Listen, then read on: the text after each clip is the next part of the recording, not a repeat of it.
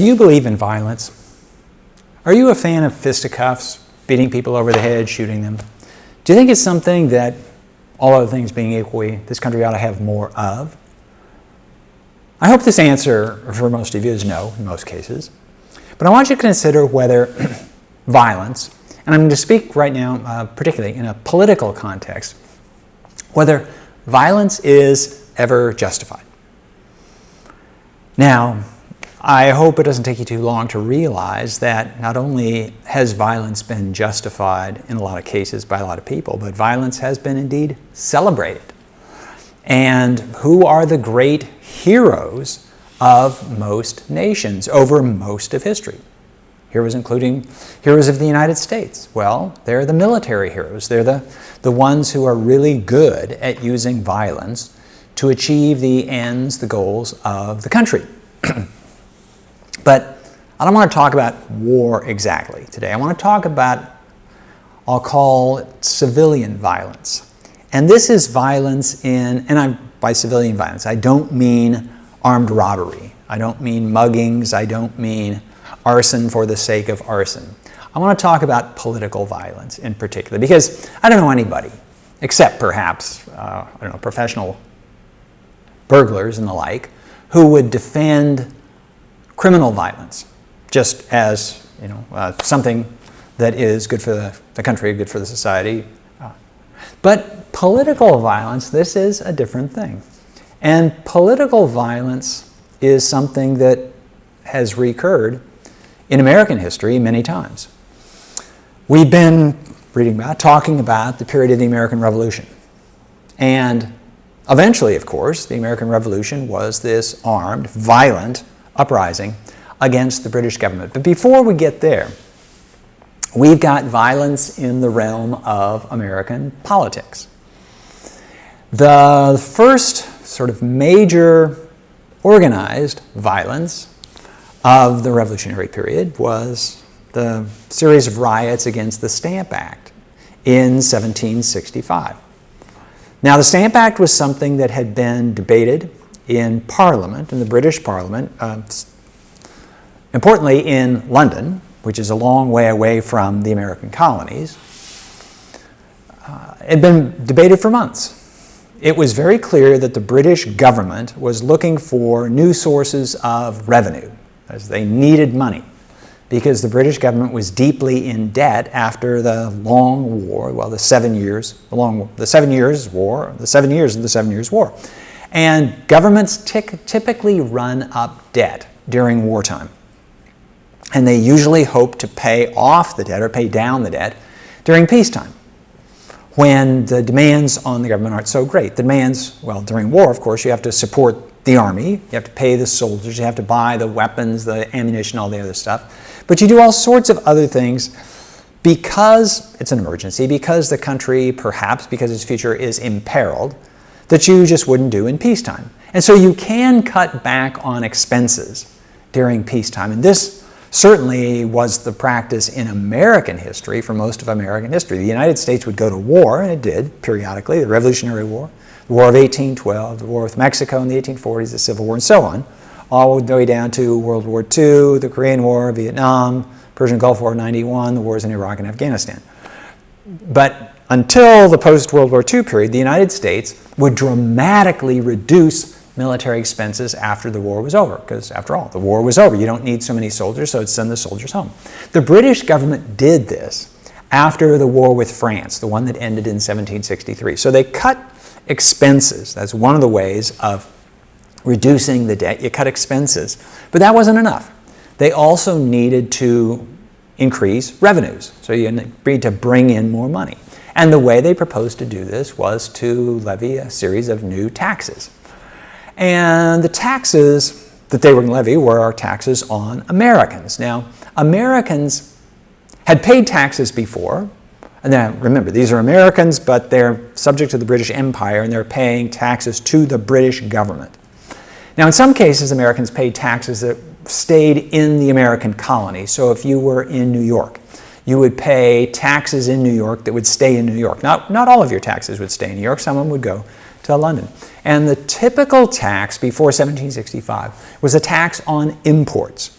and these are often called duties, and they're the equivalent of sales taxes, but they're applied in particular to things that cross the ocean to be imported into the United States. And they're paid in effect, they're paid at the point of purchase, or more importantly, you can avoid the taxes if you want to simply by not purchasing that particular item that has an import duty slapped upon it.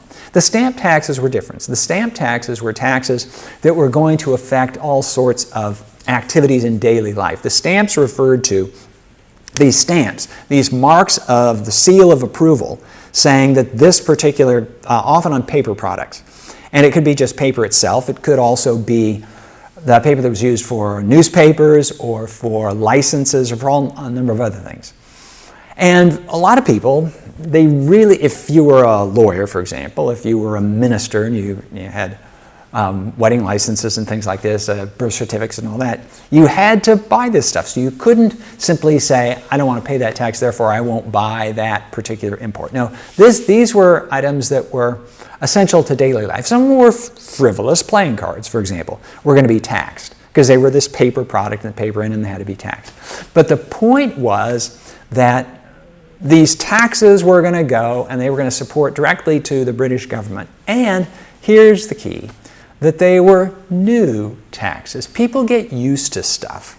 And although Americans hadn't always been thrilled with the various import duties, they got used to that. But these new taxes, this seemed to some people in America, and then a growing number of people in America, to be a bad precedent. They didn't like the idea that they should be taxed in this new way. And the basic problem was they didn't like paying taxes. Americans didn't like paying taxes. Nobody likes paying taxes. The reason they're called taxes is that they're not voluntary. You have to pay the taxes. Otherwise, you get fined or you might be imprisoned. So, Americans didn't like taxes. How could they protest it? Well, they protested because they're novel. They protested because, well, one of the arguments they made was that under British law and tradition, taxes could be passed only by the representatives of the people who were going to have to pay the taxes. And this was a fundamental principle of taxation by Parliament. So the nobles, the king on his own, no longer, and he used to be able to do this, but no longer could the king just say, okay, you guys are going to pay a bunch of taxes. No. Congress, not Congress, the Parliament, the equivalent of Congress, Parliament was going to have to approve the taxes. So these were the representatives of the people. So basically, you could work this through and you could say the people were voting to tax themselves. Now, there were a lot of jumps in this logic, but you could still kind of get the idea. The Americans made the case, we don't have any representatives in Parliament. We don't vote for members of Parliament. And therefore, this idea that the people are taxing themselves doesn't apply to us in the case of these taxes. And so they decided to protest. Now, they were kind of inclined to protest because, again, because of the novelty of this, because, well, Americans had begun to think pretty highly of themselves during the French and Indian War. Reminder, the 7 Years' War is what this war between France and Britain is called in Europe. And the same war, and when it was fought in North America, it was called the French and Indian War. And the timing is a little bit different because the war begins in North America before it begins in Europe. So it's actually a 9 Years' War if you count in North America. It's a 7 Years' War if you count in Europe. But anyway, Americans had formed militias, and they had gotten used to military service, and they thought they did pretty well in the French and Indian War. And so they thought they were in a position to defend themselves and defend their rights if push came to shove. Well, no one, maybe very few people, were thinking that push might come to shove for independence in 1765, but they wanted to make clear to the British government that they opposed these taxes, these stamp taxes, or the taxes passed by the Stamp Act. And so what they did was to engage in violent protest. Now, like most political protests, this didn't begin violently, but it escalated to violence.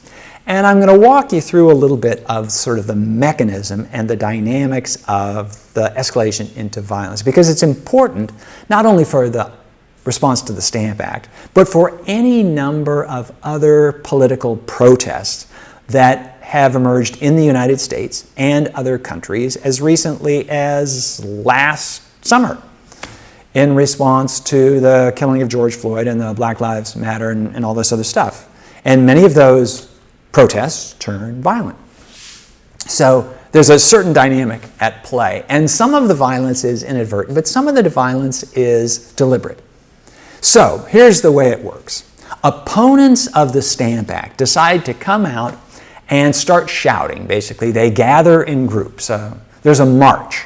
And the march might be, say in Boston, the march would be upon the office of the stamp collector. So the guy who's going to collect the stamp taxes. Okay, they march on his office and they shout and they say the Stamp Act is a terrible act. So the first thing is to register protest. And you make a lot of noise and you make news. And the news then is reported in the newspapers, or today it's on television or YouTube or whatever else it is. And other people see your protest.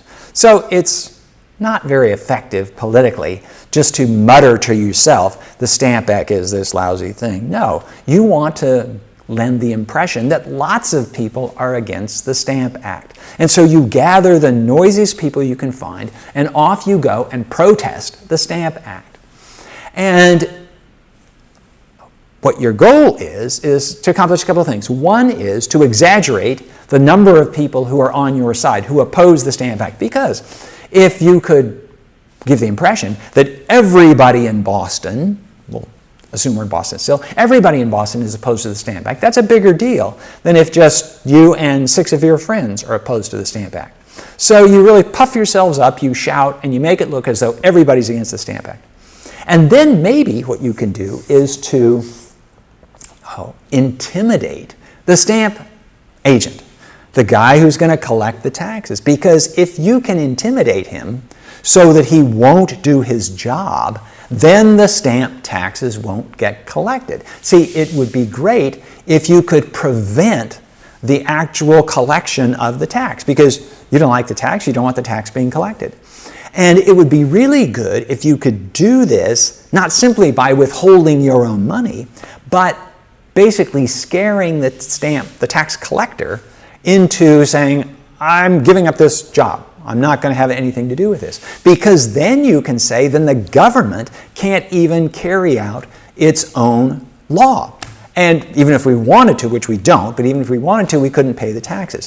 So if you could somehow prevent the deployment of the tax, then you would have won a minor victory. But the minor victory might become bigger and permanent if the British Parliament, which is in some ways the audience for all of this stuff, says, you know what, we're creating this huge reservoir of ill will against the British government in America by these stamp taxes. They don't like them, clearly, and we're not collecting anything anyway, so let's just repeal the stamp tax, the Stamp Act.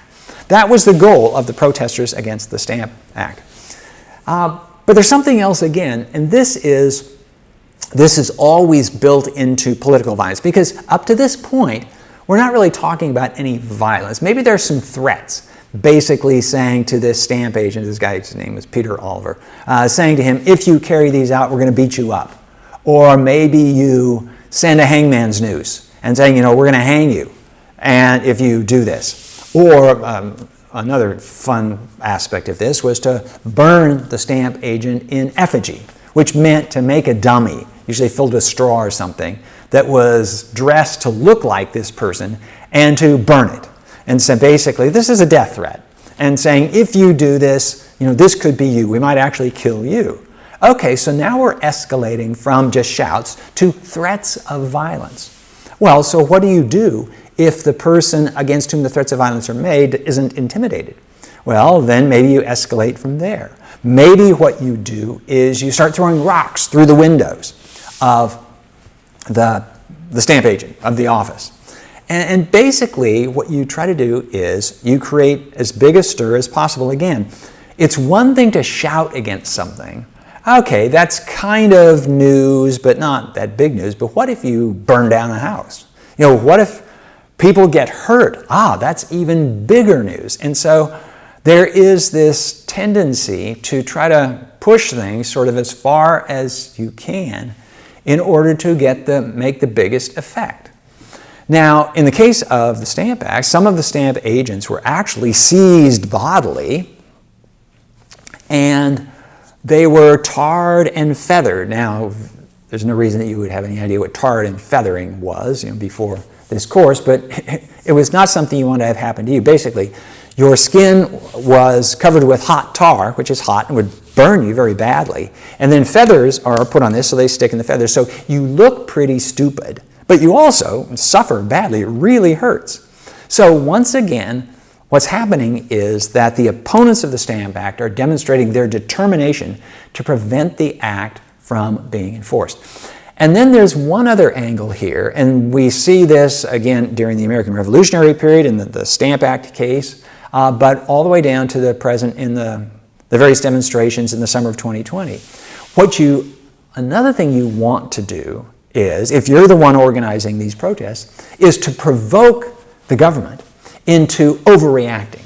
And that way, if the government overreacts, let's say the government fires upon you, or even if they're only using beanbags or rubber bullets or something, then people who were less committed to the cause now all of a sudden say, oh, the government's a bad guy. These stamp protesters have been saying the government's bad people, and we weren't so sure about that, but then they fired on us, and they hurt me, or they killed my son, or something like that. They really must be bad people. So if you can provoke the government into overreacting, and reacting might simply be taken as overreacting. If you can provoke them into violence against the people, then all of a sudden you've made the government look bad, look worse than it already did. And you can bring people to your side by that means.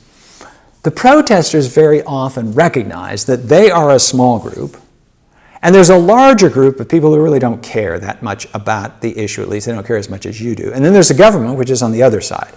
And so what you want to do, if you're the protesters, if you're the ones organizing this, if you want to get the Stamp Act repealed, is you want to get the government to overreact. And so some of these people in the middle, these antipathetic folks in the middle, this apathetic folks in the middle, they will take your side because you've been saying the government is bad. Now the government did something they don't like, so the government's bad. So anyway, this is the way these protests occur. Jump forward from the Stamp Act protests to something called the Boston Massacre. Well, the Boston Massacre, I can guarantee you, that's not the name that was given to it by the British government. But it was a case of protest, political protest, escalating to the point of violence. So in Boston, there were British troops who were stationed in Boston because the British had been, the various people in Boston had been engaged in various protests and resistance to British law. And the soldiers, they didn't have a whole lot to occupy their time. And these are young men for the most part. And they're underemployed. And they're kind of looking for excitement. They're bored and they don't know what to do. And then there is the Boston, they call themselves the Sons of Liberty. That's a nice sounding name. The British government called them the mob. These are people who were of various degrees of education, various degrees of commitment. Some of them were just folks who were hanging around with nothing better to do. Some of them were real serious political types. And so there was this Boston crowd. We could call them the mob. They really didn't reject that label particularly vehemently. So the Boston mob is on one side, and the soldiers are over here. And the soldiers are armed, and the soldiers are clearly the other people. They're the enemy. They wear their red coats. It's really easy to tell who they are. And the mob, these are folks who just, on 5 nights out of 6, they just hang out in the Boston Common and the square there, and they do what they do. But they would they would taunt. They would provoke the soldiers. And they would call them bad names and say that they were there to kill the honest colonists. And the soldiers would shout back. And in the winter, they would sometimes the protesters would throw snowballs at them. Or sometimes the snowballs would have rocks in them. Or sometimes they'd throw ice at them. And the organizers of the protests, the ringleaders of the Sons of Liberty, wanted to provoke a response from the soldiers, knowing that if the soldiers responded and some of the protesters got hurt, then it would make the British government look bad. And so on this particular evening, it's a late winter evening in 1770, this mob, this group of mostly young men, has been taunting, provoking, throwing snowballs and pieces of ice at the soldiers. And finally they back some of the soldiers into a corner and they're shouting at them. And they're saying the soldiers have come to kill them all. And the soldiers at this point, they're dramatically outnumbered. And they don't know if they're going to be physically beaten. They're already having rocks thrown at them and jagged pieces of ice and the like. And they don't know. They're afraid for their lives. And just put yourself for a moment in the shoes of in the boots of the soldiers. You're thousands of miles from home. When you joined the British Army, you had no idea you were going to be involved in this sort of thing. You imagined that you would engage in glorious battle against the enemies of the British Empire. And here you are acting as a police force in Boston against a bunch of hooligans. And these hooligans look like they might kill you. Now, you know that the British Army is more powerful than the Massachusetts militia or anything like that.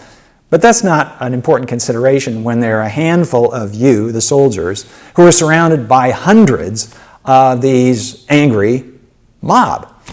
And so you're really in fear for your life, especially when you hear shouts from the back saying, "Kill him, kill him!" And at some point, when the threat seemed most dire, the soldiers feared for their lives, one of the soldiers fired. And probably, it's unclear exactly who fired first, because some of the members of the mob were armed too, but one gun goes off, and all of a sudden the soldiers think, okay, we're being fired upon. And so the various soldiers fire. And there were several members of the mob who were killed. And immediately, broadsides, these are big posters, go up that have the label Boston Massacre. Boston Massacre. It sounds like the British government just sort of wantonly mowed down innocent, inoffensive residents of Boston. Well, that was the way it was portrayed. That's not the way it really was.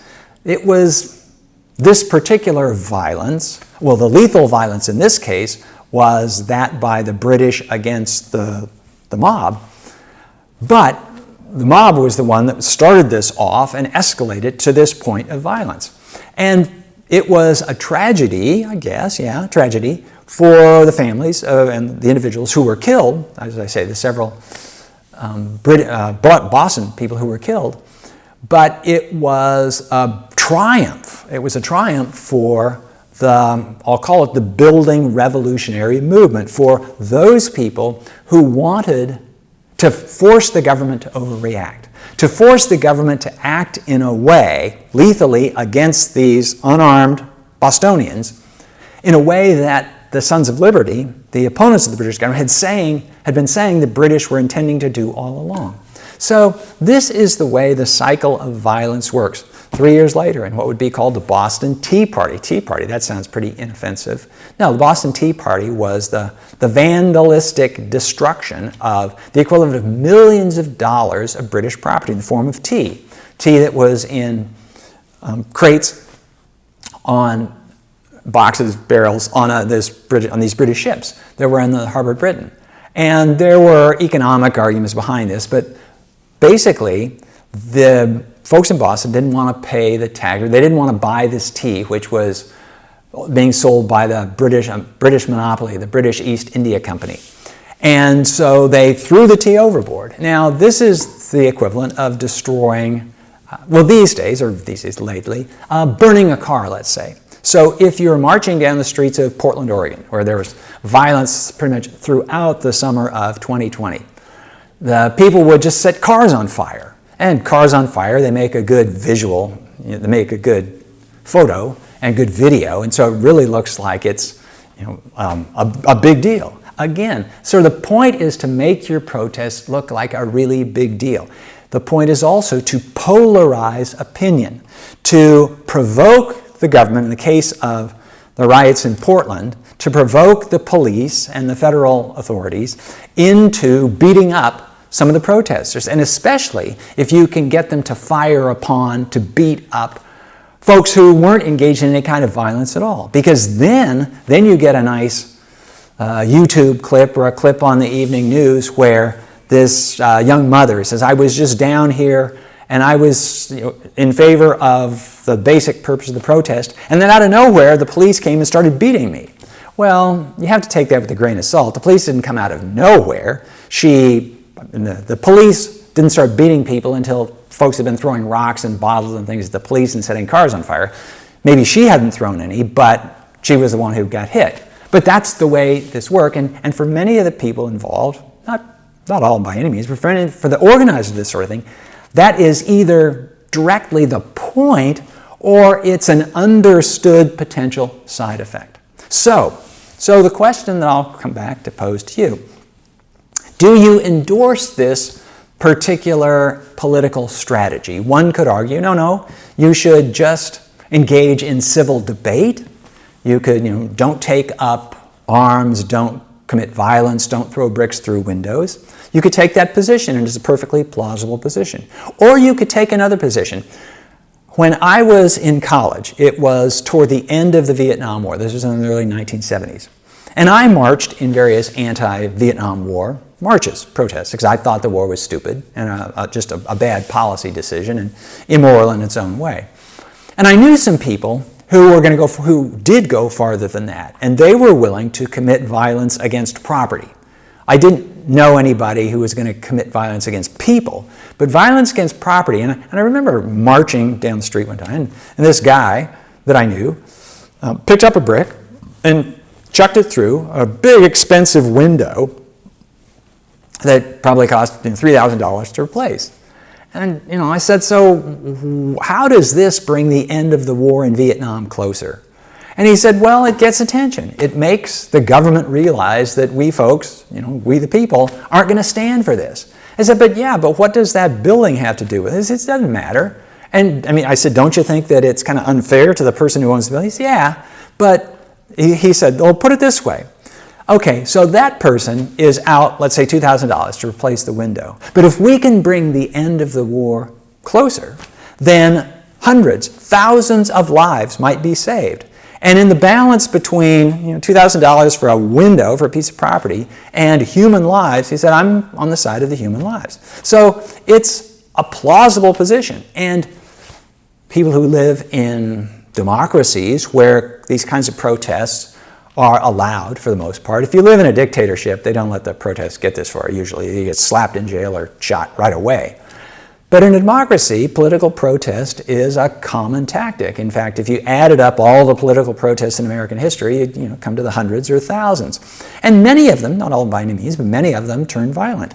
And so you, as citizens of the United States, for those who are citizens of the United States and those citizens of other countries, this is something that you will have to consider. I'm not saying you're going to have to decide whether to go out and engage in violent protest. You might at least have to consider what your response to violent political protest is. So just one thing to keep in mind when you do this, the independent United States grew out of violent political protests.